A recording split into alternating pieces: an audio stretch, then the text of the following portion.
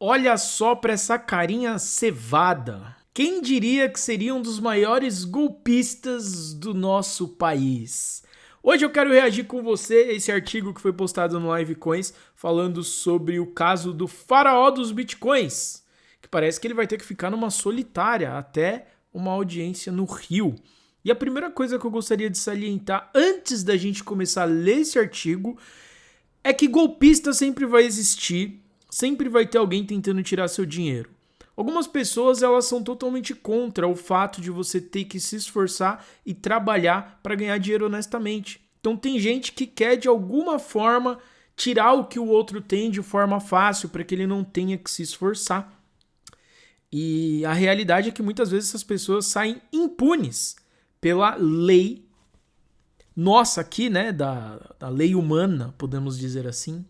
Mas as leis universais, as leis criadas pelo nosso Pai, não falham nunca, que são as leis de Deus. Então eu acredito muito na lei do retorno. O que você faz, você paga, cara. Se você gosta de dar golpe nos outros, você vai pagar. Não tem ideia.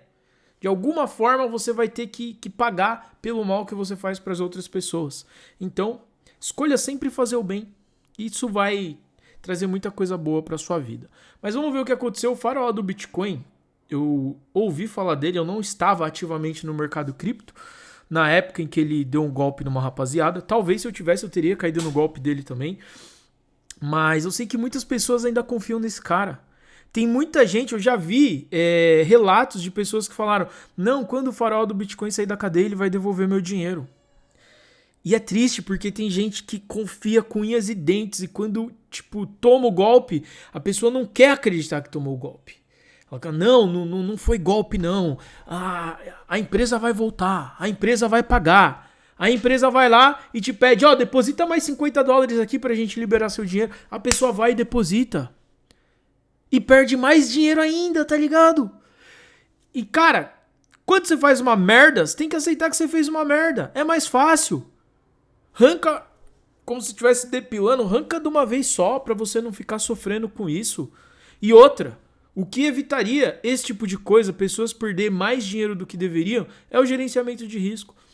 Se todo mundo usasse o gerenciamento de risco de 5% para investir em coisas ou em pessoas que têm risco de te roubar, ninguém ia ficar quebrado, depressivo, deixar a vida de ponta cabeça por causa dessas coisas. Porque golpe sempre vai existir, cara. Isso aqui não é o primeiro, não é o segundo, não foi o último também. Provavelmente tem algum outro golpista agora tentando roubar as pessoas. É normal. Ainda mais com a internet é muito fácil a gente divulgar as coisas, né? Olha aí, quantos influencers divulgando tigrinho, essas porcaria. Então é triste, mas é a realidade. E aqui, ele chegou no Rio para participar de uma audiência presencial e foi encaminhado ao sistema penitenciário estadual, mas a decisão mandou ele para solitária, cara. O faraó dos bitcoins terá de seguir cumprindo pena no sistema penitenciário estadual do Rio de Janeiro. E a informação foi compartilhada pelo Luciano Regis, que é um assistente de acusação no processo em que apura a morte do trader Wesley Pessano. Caraca! De acordo com o Regis, o preso investigado pela PF na Operação Criptos havia chegado ao Rio de Janeiro após o pedido da Justiça Federal para um depoimento presencial no tribunal. Contrapesam acusações de crimes contra o sistema financeiro nacional, entre outros. Cara, eu acho assim, só minha opinião, tá? Posso estar errado também. Eu acho meio exagerado deixar o cara que só roubou dinheiro numa solitária, né, mano? Pô, eu acho que é meio além. Olha, se é um cara que matou, fez isso, aquilo, beleza, põe na solitária. O cara só roubou dinheiro. Não tô protegendo níveis de crime, mas eu acho meio... sei lá. A decisão aqui especializada é incontestável. A permanência do réu Gleidson no sistema penitenciário representava ameaça à coletividade. A autoridade do juiz que havia determinado sua transferência para a unidade federal foi injustificavelmente desconsiderada. Que dessa vez sua decisão seja respeitada, disse o advogado ao Livecoins. E cumprindo pena em um presídio federal no Paraná, contudo, Gleidson foi enviado ao presídio estadual do Rio, onde começou cumprindo pena. Na época, uma batida em sua cela encontrou até picanha. mostrando uma grande influência dele contra a gente. Caraca, por isso que foi pra solitária, velho. Tá vendo? Você faz coisa errada, você se lasca, vai preso. Aí você tá preso e quer continuar fazendo coisa errada, aí vai se lascar de novo, vai pra solitária. Tá? Não, agora eu concordo. Olha isso aqui, ó. Esse documento que eles conseguiram. Mesmo sob custódia, por ter sido responsável por uma movimentação financeira bilionária, esse cara roubou muita grana. E ele transformou tudo em Bitcoin. Então, com a valorização do Bitcoin agora, ele tem muita grana mesmo. Porque o Bitcoin não é igual ao dinheiro de banco, não. Onde uma canetada faz com que o banco bloqueie todos os seus ativos. Bitcoin, se você não quiser entregar, você não entrega. E ninguém consegue ter acesso. Simples assim. E por ter tanta grana, ó, ele conseguia corromper agente público, adquirindo alimentos e bebidas proibidos, recebendo visitas não credenciadas de integrantes de alta periculosidade e se comunicando de forma ilimitada por meio de aparelho celular. Aí tá vendo? Se ferrou. E quem tem que se ferrar também, na minha opinião, é esses agentes que estavam facilitando esse tipo de coisa pra ele. Que é errado, cara. O certo é certo, mesmo que ninguém faça. E o errado continua sendo errado, mesmo que todo mundo esteja fazendo. Então, um agente que é corrompível e pega um dinheirinho em troca de dar um benefício pra alguém, tá errado. Esse cara tem que ficar preso também. Essa é a minha opinião. E agora, o Luciano destaca que a justiça definiu que o farol dos bitcoins terá de ficar em uma solitária em Bangu 1, até que participe da audiência marcada para os dias 7 a 10 de outubro de 2025. A decisão cita que ele deverá ficar em regime disciplinar diferenciado, o que é uma forma mais rígida de tratamento ao preso, conforme lei de execução penal brasileira. E após sua participação, ele deverá voltar ao sistema penitenciário federal, visto que ele teve um pedido de habeas corpus novamente negado pelo STJ, ou seja, a decisão recente que levou ele de volta ao Rio teve suas dúvidas esclarecidas.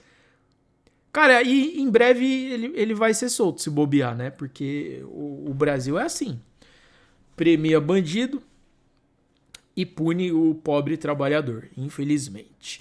Mas saindo um pouco dessa questão aqui de audiência, julgamento, o cara ficou bilionário com o Bitcoin, eu sei que você também quer ganhar dinheiro de alguma forma, né? Então, investir em Bitcoin é inquestionável, a melhor coisa que você pode fazer para sua vida. Porém, às vezes a gente quer tentar ter um ganho mais rápido, né? Com algo mais arriscado. Normalmente, eu gosto de olhar para moedas em pré-venda.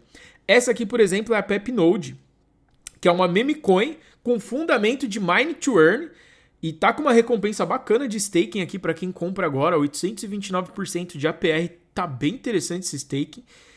E a questão é que é uma moeda que nem foi listada ainda. Então eu costumo dizer que é uma grande probabilidade de que quando ela seja listada, que ela valorize e a gente consiga fazer um lucro aqui nessa meme coin.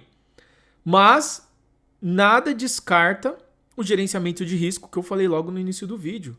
Não adianta você chegar aqui e colocar todos os ovos nessa cesta aqui que você pode perder tudo. Moeda de pré-venda é arriscado.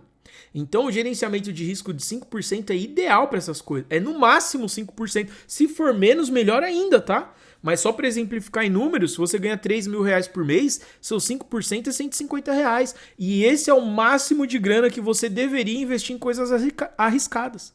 Como se fosse o farol do Bitcoin, que muita gente perdeu. Mas se todas as pessoas tivessem usado os 5% de gerenciamento de risco, ele não teria roubado mais de 1 bilhão de reais em Bitcoin, né?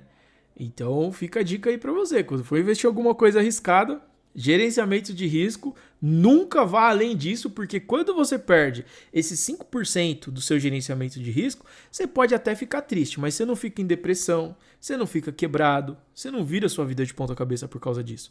É só uma graninha que você perdeu, pô, é ruim perder dinheiro, né? Ninguém gosta. Mas isso não muda tanto assim sua vida numa questão negativa. E aqui, a defesa do farol dos bitcoins tentou nos últimos dias, além de sua manutenção em presídio estadual do Rio, um novo habeas corpus. O caso acabou sobre a análise do relator ministro Ribeiro Dantas. E a defesa indica no pedido que ele sofre constrangimentos ilegais na justiça, o que justificaria ele responder em liberdade. Constrangimento ilegal na justiça? Ô, mano, pelo amor de Deus. O cara tava comendo picanha na cadeia, velho. Quantas pessoas aí, trabalhador, honesto, não consegue comprar uma picanha pra comer em casa com os próprios filhos? O cara roubou um monte de gente, roubou um monte desse trabalhador, tá comendo picanha na cadeia e estão pedindo liberdade pra ele? Eu não concordo, não. Eu acredito que um cara assim tem que ficar uns bons anos presos. E ainda devolver tudo, que eu não sei se isso entra em questão, né? Eles deveriam dar um jeito de falar, ó, devolve aí a grana que você roubou que a gente diminui sua pena. Imagina que maravilha. Ele realmente devolve. Nossa, seria um sonho. Mas infelizmente essas coisas não acontecem, né? Ao analisar o caso, o ministro lembrou das acusações de violência que pesam contra ele, negando novamente o recurso. Assim, não se identifica por hora manifesto constrangimento ilegal imposto ao paciente passível de ser reparado por esse superior tribunal, em razão do suposto excesso de prazo na formação da culpa, na medida em que não se verifica desídia do Poder Judiciário.